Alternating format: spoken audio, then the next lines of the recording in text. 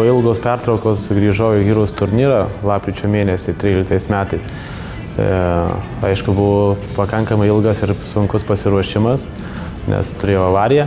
Kova buvo ne kiek fiziškai, o kiek psichologiškai sunki.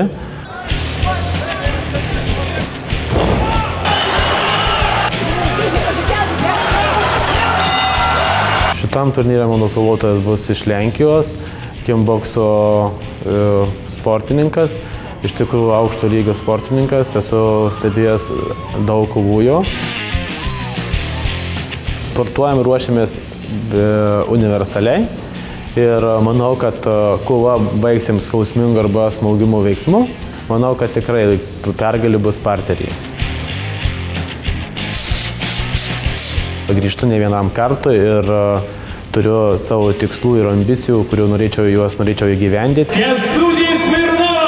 Norėčiau visus pakviesti į Siemens areną kovo 15 dieną, palaikyti Lietuvos sportininkus, žinoma ir mane, ir pasižiūrėti gražų renginį.